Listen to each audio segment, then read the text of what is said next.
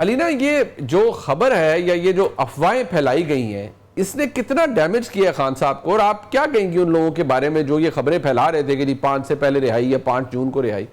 یہ تو میرا خیال سے پھر اشارہ پاکستان تحریک انصاف کے قیادت کی طرف ہی ہے، کیونکہ بہت جو باتیں ہیں یا دعوے ہیں وہ اسی حوالے سے نظر آتے تھے، لیکن میرے خیال سے بالکل بھی ڈس ریگارڈ کرنے کی اس کو ضرورت نہیں ہے. ہم میرے خیال سے ایک ڈس رسپیکٹ ہوگا کہ اگر ہم یہ کہیں کہ وہ ایک امید لگائے بیٹھے ہیں. ایک پارٹی ہے جس کا لیڈر جیل میں ہے، پارٹی مشکلات کا سامنا کر رہی ہے. لیڈر اور جو پیٹرن چیف ہیں، جو لیڈرشپ ہے، جو دیگر بھی آپ کو پتہ ہے سینئر قیادت اس وقت جیل میں ہے، ورکرز جیل میں ہیں اور آسان حالات ان کے لیے نہیں ہے.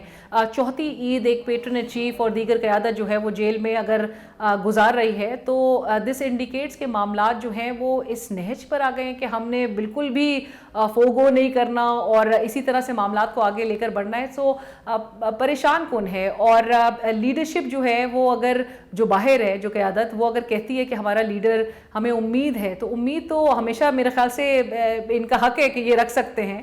اور اس امید کے بیسس پہ وہ یہ بھی ایکسپیکٹ کرتے ہیں کہ اس وقت ملک کی جو عدالتیں ہیں، جو کہ انفارچونیٹلی اس ملک کے جو لیگل مائنڈز ہیں، یہ ہم اور آپ نہیں کہہ رہے، لیکن جو سینئر جو لیگل مائنڈز ہیں، جو ماہرین آئین و قانون ہیں، وہ یہ رائے رکھتے ہیں کہ 26ویں آئینی ترمیم کے بعد بڑے اس قسم کا ایک نظام عائد کر دیا گیا ہے کہ جہاں پر عدالتیں بڑی بے بس ہو کے رہ گئی ہیں اور حکومت جس کو بالکل ایک ایج حاصل ہو چکا ہے، چاہے وہ دیگر جو معاملات ہوں اور جو کیسز ہوں، اس کے لحاظ سے بہرحال نظر آتا ہے کہ عدالتیں اگر تو معذرت کے ساتھ اگر تابع ہوں تو پھر کیسز کا عالم پھر یہی نظر آئے گا جو کہ اس وقت اپوزیشن فیس کر رہی ہے. سو اگر تو میرٹ پہ فیصلے ہو رہے ہوں تو پھر تو ان کی امید جو ہے پاکستان تحریک انصاف کی لیڈرشپ کی وہ شاید پوری بھی ہوتی بھی نظر آئے اور عمران خان صاحب کو شاید وہ ریلیف بھی مل جائے، لیکن آپ کو پتہ ہے پھر سیناریو کس طرح کا ہے. نیائی صاحب، یہ جو ظاہری بات ہے، بہت سے لوگوں نے عمران خان صاحب کو بطور پروڈکٹ بھی استعمال کیا ہے اپنے ویوز لینے کے لیے، اٹینشن لینے کے لیے، بٹ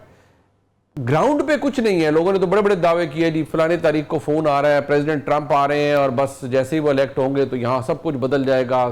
پی ٹی آئی کے ایم این اے صاحبان نے کیے، but nothing changed.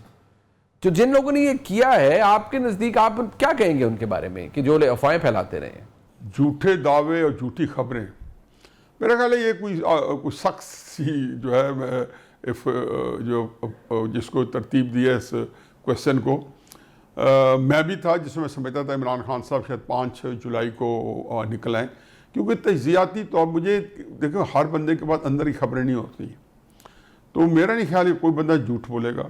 Tehreek Insaf والے یا ان کو چاہنے ماننے والے اور ویسے جو صحافی ہیں یا دانشور ہیں، ان کو میں مان سکتا ہوں کہ ایک آپ مارجن دیتے ہیں، وہ بالکل مارجن دیتے ہوں گے اور وہ ہر وہ چیز میں سے یہ سمجھتے ہوں گے کہ شاید اور انہوں طریقے صاحب ہے تو یہ عام تاثر ہے کہ عمران خان صاحب کو، اور یہ بھٹو صاحب کے وقت میں مجھے یاد ہے 70s میں جب وہ تھے اور جب ضیاء الحق صاحب نے ان کو جیل میں ڈال کے بلاخر پھانسی پہ چڑھ گئے تھے، تو جو کتابیں آپ پڑھتے ہیں تو ان کا بالکل یہی جو تھنکنگ پروسیس تھا کہ جی کون رکھ سکتا ہے، کیسے رکھیں گے، فلاں دن رہا ہو رہے ہیں بھٹو صاحب، فلاں دن آ جائیں گے، فلاں صدر کا فون آ رہا ہے، فلاں جو ہے کانگریس مین کے لیٹرز آ رہے ہیں، جیمی کارٹر فون کر رہا ہے جی صدر ضیاء الحق کو فوراً چھوڑو.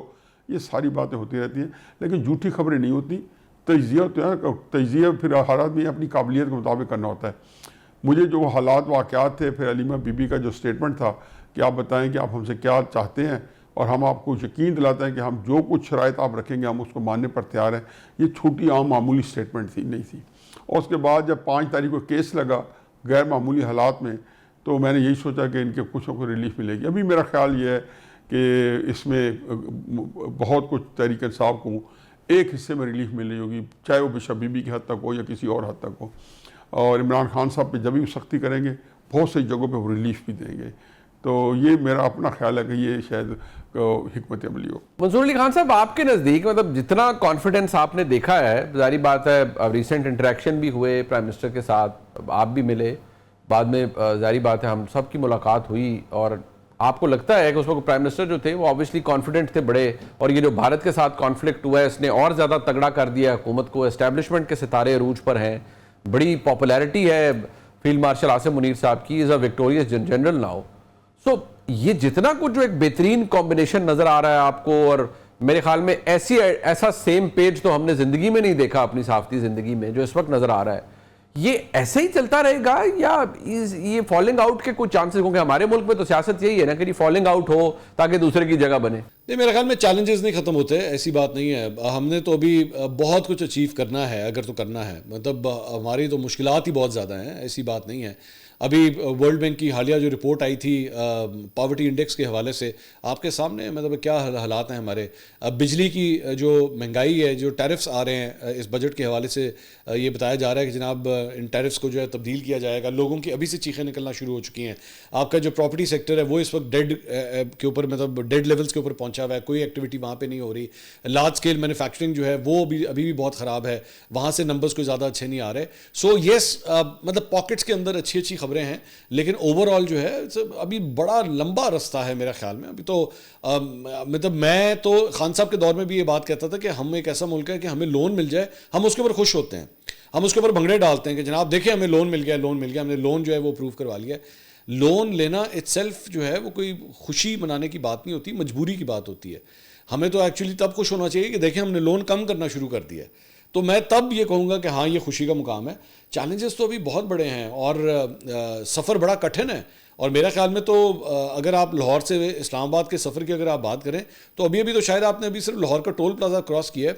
ابھی تو پتہ نہیں کتنے ریسٹ ایریاز آنے ہیں. ابھی تو بیچ میں کلر کا ہر کی پہاڑیاں بھی آنی ہیں. اس کے بعد کہیں جا کے آپ اسلام آباد کے بارے میں سوچ سکتے ہیں. تو ابھی تو سفر کا آغاز ہوا ہے. غریدہ، آپ کے نزدیک یہ جو اس وقت ایک اتنی مثبت خبریں معیشت کے حوالے سے، ڈپلومیسی کے حوالے سے اچھی خبریں آئی ہیں، کانفلکٹ پاکستان نے بھارت کے خلاف جیتا، ڈیسائسولی جیتا، گورنمنٹ بڑی کانفیڈنٹ ہے، پرائم منسٹر اور جو فیلڈ مارشل ہیں ان کا آپس کا جو ایک برومانس چل رہا ہے اور وہ نظر آتا ہے کہ بہترین ان کی ایک اپروچ ہے جو اکٹھے نظر آ رہی ہے، اور بڑے کانفیڈنٹ ہیں پرائم منسٹر بھی naturally on the base of the fact کہ ان کو اتنی سپورٹ اسٹیبلشمنٹ کی جانب سے ملتی ہے.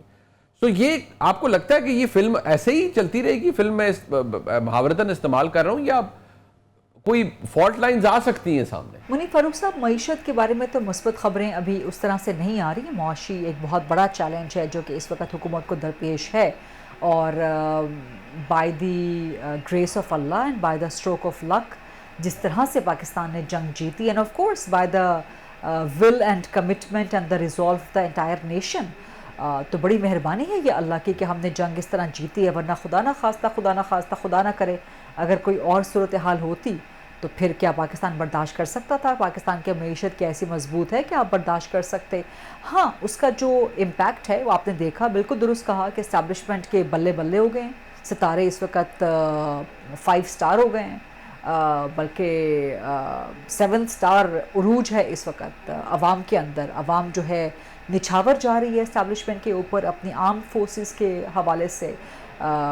پوری قوم اس وقت اپنی آرم فورسز کے ساتھ یکجان دو قالب ہے. صرف وزیر اعظم شہباز شریف ہی نہیں، اور پھر شہباز صاحب جس طرح میں نے کہا کہ بڑا پھونک پھونک کے وہ قدم رکھتے ہیں، اور ہر قدم رکھنے سے پہلے فیلڈ مارشل کی تعریف کرنا وہ بھولتے نہیں ہیں. تو بظاہر شہباز شریف صاحب نے بھی اپنی سیٹ، اپنا مستقبل پکا کر رکھا ہے. لیکن اس کا ہم یہ نہیں کہہ سکتے کہ اپوزیشن ختم ہو گئی. اپوزیشن کو ختم نہیں ہونا چاہیے. ایک ڈیموکریٹک سسٹم کی ڈیولپمنٹ، ایک ڈیموکریٹک سسٹم کی میچورٹی اور اس کے آگے بڑھنے کے لیے، اس کے ترقی کرنے کے لیے، ایک پارلیمنٹری سسٹم کے آگے بڑھنے کے لیے ایک افیکٹو اینڈ ایکٹیو اپوزیشن کا ہونا بہت ضروری ہے. تو یہ ہم سب کے لیے لمحہ فکریہ ہونا چاہیے کہ اس وقت اپوزیشن نان ایگزسٹنٹ کیوں ہے.